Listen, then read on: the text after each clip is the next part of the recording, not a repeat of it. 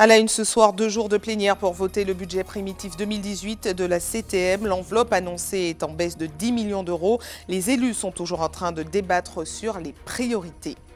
51 lignes sur 60 à l'arrêt sur le réseau de bus Mosaïque. Cette fois-ci, ce sont les sous-traitants qui sont mobilisés. Ils protestent contre la nouvelle répartition du marché qui leur échappe. Béatrice Bellé, notre invitée politique de ce mardi soir. Depuis la semaine dernière, elle est la nouvelle première secrétaire du Parti socialiste de Martinique. Elle nous parlera de ses projets pour redynamiser son mouvement. Les conseillers de l'urbanisme et de l'environnement de Sainte-Marie ont rencontré les riverains aujourd'hui. Ils leur ont proposé des conseils gratuits pour améliorer leur habitat. L'accessibilité des logements était la principale thématique pour accompagner une population vieillissante. Et puis nous parlerons également de tradition avec les combats de coqs qui sont interdits dans l'Hexagone mais autorisés dans les Antilles. La coutume pourrait disparaître également chez nous puisqu'il est interdit de construire de nouveaux pits.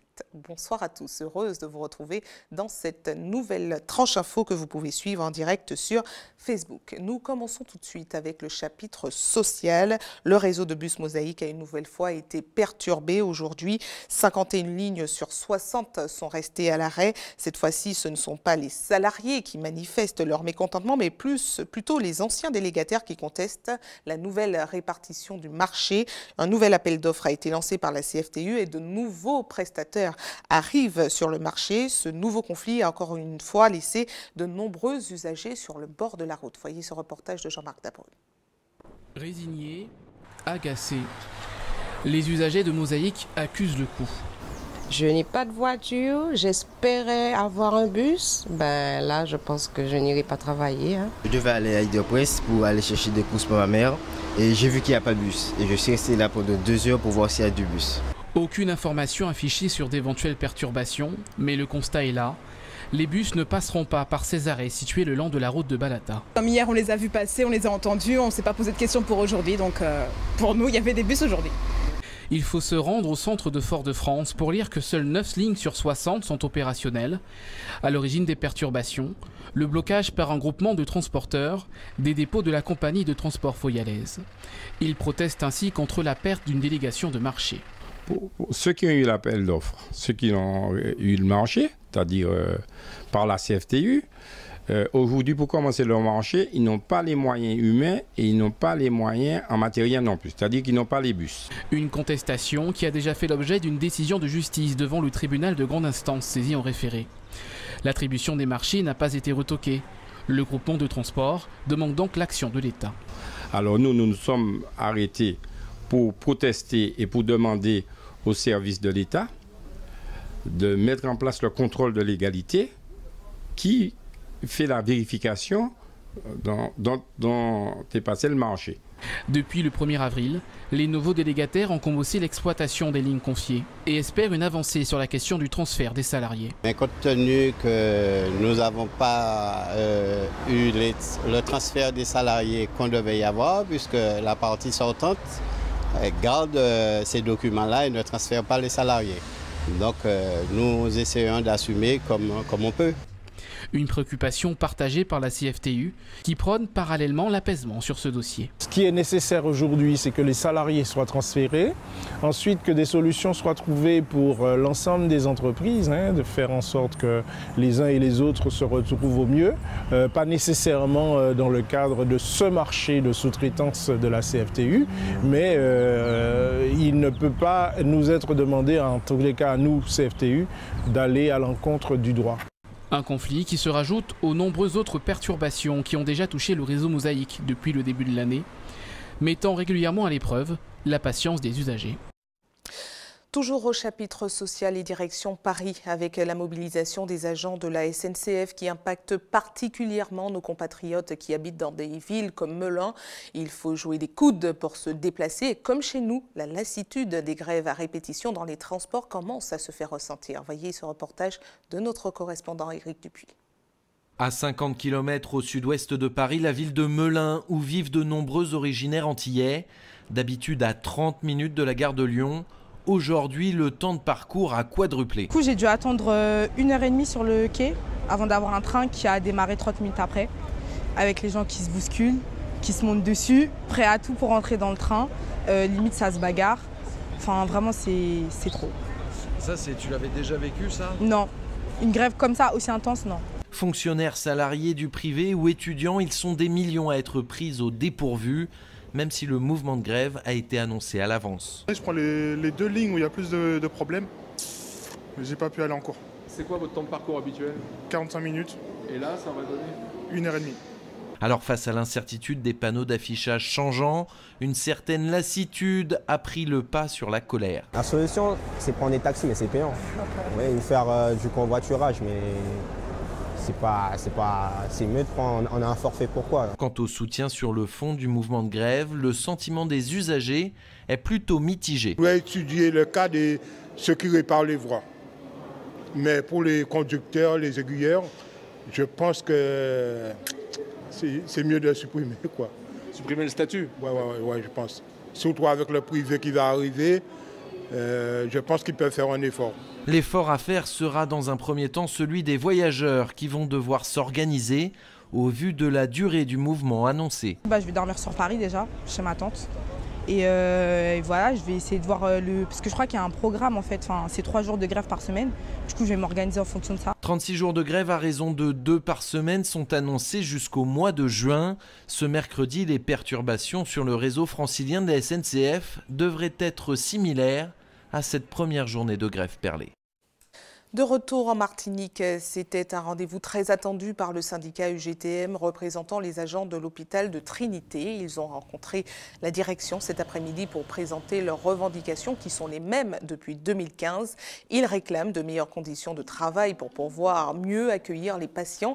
Nous n'avons pas été autorisés à assister à la rencontre, mais selon le syndicat, la direction aurait annoncé de nouvelles activités afin de redynamiser le site. Toujours selon le syndicat, les problématiques d'achat du matériel ou encore du respect des effectifs n'auraient pas évolué. Une nouvelle réunion a déjà été fixée au 11 avril prochain. Voyez les précisions recueillies par Jade Abadi et Aurélie Talmansi. Nous, ce qu'on veut, c'est que l'hôpital de Trinité soit pris en compte dans toutes les instances.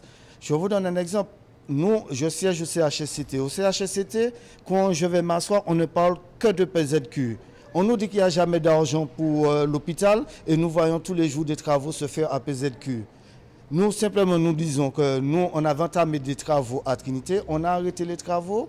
Cet argent-là qui était destiné à Trinité, clairement, on demande qu'il soit à nouveau attribué à Trinité et que l'hôpital de Trinité devienne un hôpital humain, qu'on puisse accueillir nos aînés, n'importe qui vient à l'hôpital, mais dans des conditions d'hygiène et de sécurité.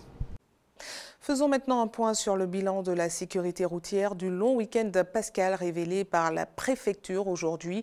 Les contrôles effectués par les forces de l'ordre ont révélé un total de 522 infractions qui ont débouché sur 33 retraits immédiats de permis de conduire, 63 immobilisations, 44 conduites en état d'alcoolémie, 9 conduites sous stupéfiants et 60 excès de vitesse. Place maintenant à notre invitée politique du mardi soir. Elle a été élue la semaine dernière secrétaire du Parti socialiste de Martinique. 38 voix sur 70, soit 54%. Béatrice Bellé est notre invitée. Bonsoir à vous. Bonsoir. Merci d'avoir accepté notre invitation. Merci de l'avoir formulée. Alors, avant de commencer à parler de vos objectifs, on va parler de vous. Expliquez-nous quel a été votre parcours avant d'arriver à ce poste aujourd'hui. Un parcours militant de longue date, puisque j'ai commencé à militer à l'âge de 16 ans. Tout d'abord en tant que jeune d'une commune communiste, en l'occurrence, et auprès du maire, puis en tant que jeune étudiante, et après arrivé en Martinique à la FSM. Alors, le Parti socialiste de Martinique compte environ 140 militants, seuls 70 se sont déplacés aux urnes. Comment expliquez-vous ce manque d'intérêt pour un rendez-vous aussi important pour le parti ? Non, nous avons vécu des revers qui ont été assez traumatisants, nous allons dire, pour notre famille politique. Donc des militants qui étaient certainement encore un peu sous le choc de tous ces revers, qui étaient locaux et nationaux. Donc il a fallu quand même, malgré tout, les remobiliser, les appeler, les inviter à participer à ce moment démocratique, puisque le Congrès, ce n'est pas seulement ce rendez-vous à Aubervilliers, mais c'est toute une période de vie démocratique dans notre famille politique. politique. Donc nous avons fait des débats, nous avons fait des échanges, nous avons produit aussi, tous les candidats ont produit des projets fédéraux. Donc c'est un moment démocratique de notre famille et les gens s'y sont intéressés, on est content et on espère qu'il y en aura de plus en plus. Alors justement, est-ce que vous pensez pouvoir mobiliser de plus en plus? Oui, je pense qu'il y a de la place pour les idées, les projets et résolument pour une politique peut-être aussi vue différemment. Alors comment pensez-vous mobiliser les militants? Très clairement, alors les militants et déjà les Martiniquais, c'est-à-dire qu'il faut arriver à convaincre de ce que nous proposons est réellement construit dans le sens du mieux-être des Martiniquais. J'entends dans la politique publique la réappropriation du service public, donc ça aussi c'est un élément très important. Puis je crois qu'il y a suffisamment de sujets qui font aujourd'hui l'actualité, tels que la santé environnementale, la santé tout court, l'accès aux soins, la jeunesse également, et la prise en charge de cette jeunesse, tant en matière de connaissances scolaires ou de cursus scolaire et d'orientation, que dans les axes qu'elle a et les opportunités qu'elle a en matière de départ. Donc il y a des sujets, je pense qu'il faut arriver à les traiter, il faut arriver à donner envie aux Martiniquais de s'y intéresser à nouveau, sans qu'ils ne se sentent pris obligatoirement. Mais comment concrètement, comment donner envie? Vous avez des pistes? Écoutez, on va aller à la conquête de la démocratie sur le terrain, il faut aller sur le terrain, il faut aller faire ce que nous avons peut-être, ce qui nous a manqué un peu, c'est aller à la rencontre des gens de plus en plus, de mieux en mieux, aller aussi à la rencontre de certaines populations comme les jeunes qui sont, enfin les jeunes, j'entends, mais toute une génération en tout cas qui fonctionne beaucoup avec les réseaux sociaux et affronter aussi les jugements, on va dire ça, mais les critiques positives et négatives de notre population. Est-ce que vous vous positionnez déjà pour les prochaines échéances locales? Oui, un parti se positionne toujours pour les échéances politiques, donc nous sommes également en effet en réflexion sur ces échéances et sur la construction d'un projet. Comment envisagez-vous de vous positionner? Nous allons envisager de nous positionner autour d'un projet, c'est ça l'essentiel. C'est la première chose à faire, c'est construire son projet avec les éléments dont je vous ai parlé, c'est partir à cette conquête de la démocratie sur le terrain et donc aller au-devant des Martiniquais afin de leur proposer des choses, mais également de les entendre sur leurs attentes en matière politique. Comme avoir des élus des élus maires par exemple, ça fait partie des objectifs? Oui, toujours. C'est le fait d'un parti. Parce que pour l'instant, il n'y en a pas concrètement. On a un député européen, voilà. Oui. Donc ça en fait, il y en a bien un. Oui. Voilà. Non, je parlais des maires, c'est pour ça. Non. Alors nous avons quand même des élus socialistes de cœur et je vais moi-même et j'espère avec mon équipe essayer de les convaincre de revenir dans leur famille. Alors dernière question, vous partez à Paris ce week-end pour un congrès à Aubervilliers. Quelles seront vos missions sur place? Nos missions, alors c'est encore pareil, hein, c'est tout un moment, donc c'est un moment d'échange avec les camarades socialistes de partout, puisqu'ils vont venir de partout en France. Et c'est un moment aussi de fixation, on va dire, d'une certaine ligne politique, puisque le premier secrétaire national va s'exprimer et fixer ses grandes orientations. C'est le moment aussi de table ronde sur des thématiques qui vont apparaître et sur lesquelles on va s'inscrire. Et nous, c'est aussi le moment pour singulièrement les ultramarins d'échanger sur des problématiques communes. Et notamment, encore hier, j'étais en correspondance avec mon homologue de la Guadeloupe et nous sommes engagés à nous voir afin de discuter sur des travaux et des fronts communs. Très bien. Merci à vous. Merci à vous d'avoir répondu à nos questions. Merci beaucoup. Et nous continuons à parler politique avec 33 points qui sont à l'ordre du jour de la plénière de la CTM. Les élus ont 2 jours pour se pencher, entre autres, sur le vote du budget primitif de 2018. L'enveloppe présentée est en baisse de 10 millions d'euros, ce qui annonce une nouvelle année économique et sociale difficile. Voyez ces explications d'Alizé Lutran et de Guy-Raphaël René. 1,96 milliard, c'est 10 millions de moins comparé à 2017. Pourtant, la collectivité l'assure, aucun secteur ne devrait subir les conséquences de cette baisse ostensible du budget. Nous maintenons tout le budget social parce que nous pensons que ce sont les plus pauvres de nos compatriotes, les plus modestes, qui ne doivent pas supporter les difficultés budgétaires. Donc 402 millions 7 d'action sociale. Nous avons sacralisé les dépenses pour le personnel, parce que nous voulons que les personnels nous accompagnent dans cette période difficile. Et puis troisièmement, nous avons mobilisé les fonds européens pour abonder ce budget d'investissement de 226 millions d'euros. Entre 2016 et 2018, le budget a chuté de 300 millions d'euros en recettes et en dépenses. Il y a donc moins d'argent à investir dans l'économie de la Martinique. Du côté de l'opposition, on tire la sonnette d'alarme. On est sur une chute de moins 50% en dépenses d'investissement et en recettes d'investissement, on est à une chute de 62,5% en moins entre 2016 et 2018. Donc ce budget aujourd'hui, loin de répondre à un contexte de crise économique et sociale majeure, loin de répondre à l'urgence aujourd'hui, est véritablement une illusion fracassante. C'est dommage, mais c'est un budget qui, malgré ce qui peut apparaître en affichage, est en totale déconnexion par rapport à la réalité, aux besoins de la situation urgente. Le budget, c'est évidemment la clé de voûte de la collectivité. Vous l'entendez, vous le voyez derrière moi, les débats se succèdent. La séance devrait s'achever très tard dans la soirée. Restez avec nous à suivre dans cette édition. Nous irons en Guyane où les débats publics concernant la montagne d'or ont commencé aujourd'hui. Un coup d'envoi difficile puisqu'une marche de protestation a été organisée contre le projet.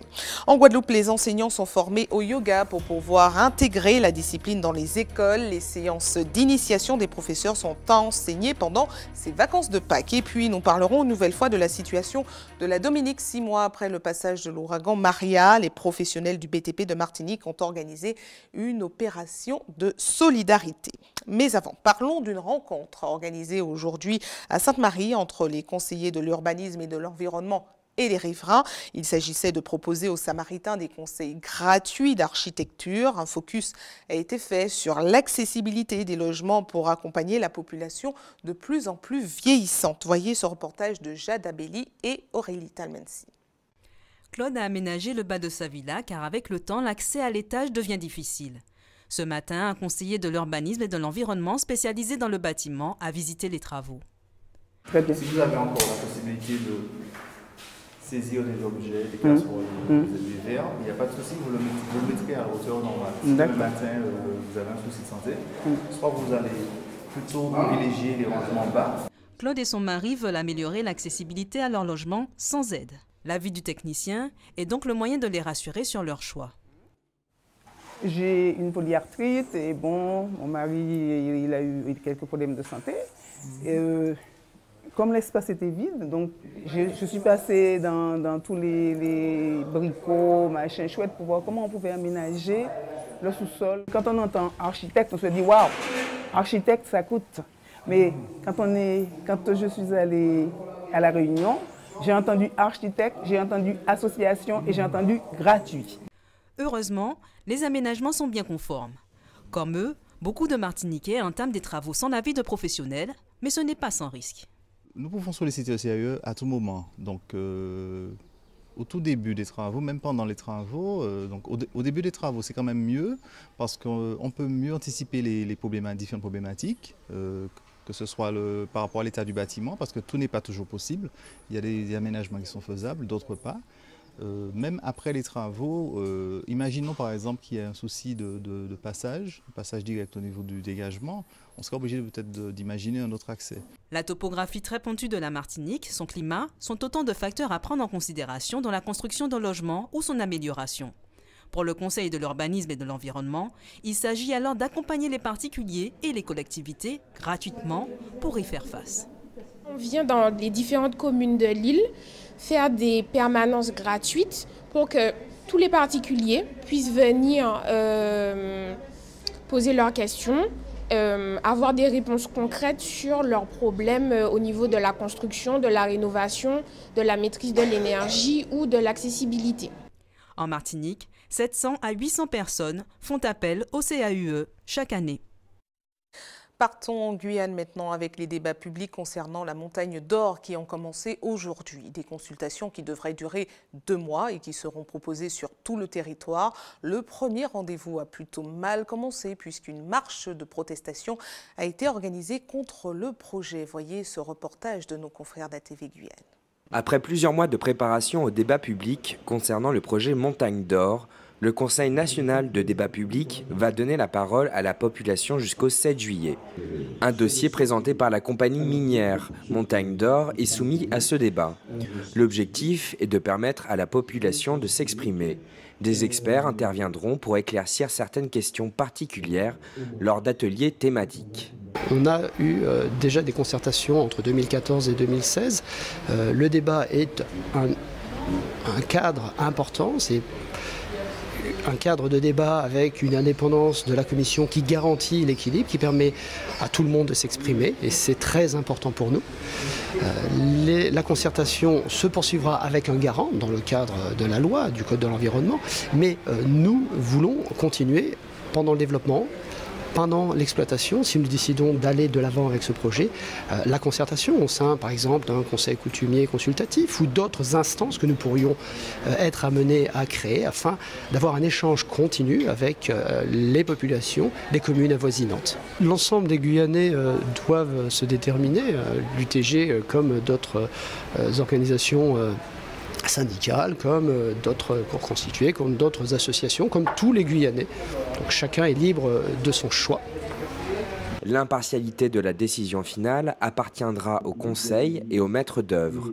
Le Conseil national de débat public doit donner son compte-rendu dans les 2 mois qui suivent la fin du débat. Les membres de la commission eux-mêmes leurs frais ne sont pas pris en charge du tout sur ce budget, donc ça n'émarge pas sur le budget qui est mis à disposition par le maître d'ouvrage. C'est des budgets, c'est sur ces fonds d'État, c'est clair. De même que les indemnités. Et de même que les experts. Les experts ne sont pas financés par le maître d'ouvrage, mais sont financés directement par l'État. La première réunion générale a lieu ce soir à Saint-Laurent-du-Maroni et pourra être suivie en direct sur les réseaux sociaux. Direction la Guadeloupe qui se prépare à proposer une nouvelle activité dans les écoles du yoga. À l'initiative d'une association, les enseignants sont invités à des séances de formation pour apprendre les techniques et ensuite les relayer à leurs élèves. Voyez ce reportage de Karen Diama. Assistante de service social au sein d'un établissement scolaire, Karine utilise le yoga pour créer un sentiment de confiance entre elle et les élèves. Je travaille avec des élèves en difficulté sociale, familiale, financière importante, autant de facteurs qui contribuent parfois au décrochage scolaire. Donc le yoga permet une parenthèse pour soi, pour mieux se connaître, mieux retrouver ses forces intérieures et dégager de la place, de l'espace pour les apprentissages. Par le biais de jeux de rôle, chaque stagiaire se retrouve confronté à des situations du quotidien. Objectif, apporter tous les bienfaits du yoga à l'enseignement dispensé aux élèves. La petite chouette attend le verre bien gras que son papa apportera. Le verre.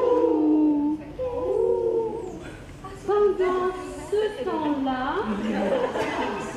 le verre, oui, voilà, vous faites les vers de terre, allez-y, vous rampez comme les vers de terre. L'intérêt pour les élèves d'avoir ce genre de formation, ça va être, vous avez pu le remarquer, l'état d'attention, de concentration que les élèves avaient quand ils tenaient les postures et la possibilité ensuite de se remémorer ce qui s'était passé, de le visualiser et d'être dans leur ressenti, d'avoir une mémoire dans leur corps de ce qui s'était passé. 20 stagiaires ont ainsi pu profiter de conseils pratiques et adaptés à leur jeune public. Nous consacrons une partie de nos vacances justement à acquérir de nouvelles techniques pour apaiser le mental de nos élèves. Alors ce qui est intéressant dans ce stage, c'est parce que c'est un module d'approfondissement donc qui s'adresse à des personnes qui sont en charge d'enfants. Donc ce ne sont pas forcément des enseignants, mais des éducateurs sportifs. Il y a même une mamie qui est avec nous. Des personnes en fait qui sont en quête d'outils pour justement aider les enfants qui sont autour d'eux. Nous allons donc travailler justement à approfondir toutes ces techniques pour ensuite pouvoir les restituer à l'école, donc avec nos élèves, donc prendre en charge des gamins, tant en classe que dans des ateliers ou en salle de psychomotricité pour la maternelle. C'est un approfondissement donc pour les enfants de maternelle, d'élémentaire, du second degré et également les enfants à besoins particuliers. Prochaine étape, Le 4e et dernier module qui devrait avoir lieu au courant de la prochaine année scolaire. Parlons maintenant de cette tradition interdite en France et tolérée chez nous aux Antilles, les combats de coqs. Une pratique qui rythme la vie de certaines familles martiniquaises qui vivent d'ailleurs de cette passion. Il existe encore quelques pits chez nous, mais pour combien de temps encore? Le Conseil constitutionnel a confirmé l'interdiction de construire de nouveaux galodromes, ce qui pourrait à terme entraîner l'extinction de l'activité. Voyez ce reportage de Marie Tricot et de Kirafael René. Dernier entraînement avant le combat de l'après-midi. Jean-Fred détend les muscles de son coq et vérifie son ardeur. Là, ça va. Ce pur race, originaire d'Espagne, fait partie des champions de son écurie. 70 coqs attendent ici de rejoindre l'arène. Beaucoup ont déjà remporté plusieurs combats. Tous les jours, c'est tous les jours, c'est tous les jours. C'est un travail à temps plein. Il faut aller au travail, il faut préparer des coqs. Chacun son truc. Moi, c'est pas les courses de voiture, c'est pas les chevaux, c'est pas les... Moi, c'est des coqs, tout simplement. Du maïs mélangé à des compléments alimentaires, un régime simple pour donner de l'énergie. Quelques heures plus tard, le coqleur rejoint un groupe de passionnés. Ici, dans le galodrome qu'on appelle pit, c'est l'heure de la pesée. Comme pour n'importe quel boxeur, les coqs doivent atteindre un poids minimal pour se battre. Un combat se joue en quelques manches et ne se déroule pas sans armes. C'est la victoire qui compte. Et pour gagner, tous les moyens sont bons, même si le rajout des prongs sur les ergots de l'animal est encore tabou dans ce milieu, où l'argent est indissociable du folklore. Jusqu'à 2000 € à l'issue d'un seul et unique combat pour le propriétaire d'un coq victorieux. Celui-ci a porté le coup fatal au bout de quelques secondes à peine. C'est son deuxième combat, de la même façon, aussi vite. Dans l'arène, seuls des coqs aux couleurs rougeoyantes s'affrontent. En cause, la lune sombre des derniers jours. La vie dans le pit s'accompagne de nombreuses croyances. C'est pas du sport de haut niveau, mais c'est une passion déjà. Et puis il y a les paris et il y a la tension nerveuse. Mon père qui avait des coqs et puis il allait au pit. Mais moi, je n'ai jamais été. C'est maintenant là que je commence à aller pour regarder. J'aime ça. Le combat de coqs survit essentiellement grâce aux anciens. Une tradition attaquée par les associations de protection animale. Depuis 2015, la loi reconnaît l'exception culturelle, mais interdit la construction de nouveaux galodromes. Eliane, la propriétaire des lieux, a pourtant tout misé sur son pit. C'est une affaire familiale, oui, on peut dire ça comme ça. Depuis 1952, ils ont le pit. Jusqu'à maintenant, au lieu de les laisser partir comme ça, j'ai repris et voilà. C'est un peu notre culture, c'est déjà ça qu'on a. Hein. Si l'on l'enlève, il n'y a plus rien. Jean-Fred ne verra aucun de ses coqs combattre aujourd'hui. Ils n'ont pas passé l'épreuve de la pesée.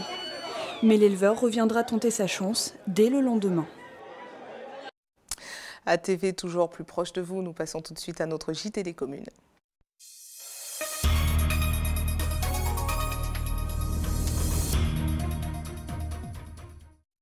Retour ce soir sur la situation de la Dominique 6 mois après le passage de l'ouragan Maria. Hier soir, nous vous faisions part des grandes difficultés rencontrées sur le territoire Kalinago. Parlons ce soir d'un bel acte de solidarité mis en place par un groupe de professionnels du BTP de la Martinique. Ils sont intervenus pour la restauration de la toiture d'une école justement sur le territoire Kalinago. C'est un reportage d'Hubert Bornil et de Valérie Vincent. Ça fait Damien, ça c'est bel travail qu'a fait là. Hein? Plaisir pour ça, man. Ouais. Plaisir pour ça. Bienvenue Dominique, man. Oui, c'est ce qu'on appelle un bel élan de solidarité, cette action menée par l'association Bel Air du François Yovine pour refaire toiture l'école là. Ça c'est vraiment bel travail, vous avez apprécié ça. Ah mais tout le monde content ici. Autant. Oui, autant, man, oui, man. Bien, nous tapions volé là, hein. Ah, nous à terme. Et venez pour lever nous. Sous un chaud soleil matinal, perché à plus de 5 mètres de haut, ces ouvriers venus de Martinique s'activent à la restauration d'une toiture. À Crayfish River, c'est l'unique petite école privée qui accueille des enfants en situation de handicap. Depuis Maria, les cours ne peuvent plus être assurés dans le bâtiment, toute la toiture ayant été emportée par le cyclone. Ça sont vraiment apprécié comme Kalinago, nous a dit merci pour ces gens qui derrière là pour ça faire fête. L'équipe, composée de 7 couvreurs martiniquais, a spontanément répondu à la sollicitation de Patrick Johannes Elisabeth, un ex-chef d'entreprise responsable d'association qui a eu l'idée du coup de main. On dit Jean-Marc c'est un bouc moyen, Jean-Marc, où c'est un couvreur? Est-ce qu'on peut descendre et Dominique et puis nous? Jean-Marc dit, Patrick, ça on fait, c'est une belle cause. Je vais faire mon entreprise, je vais descendre pour Jean-Marc Moestan. À côté de chef d'équipe, il a créé Stanislas John.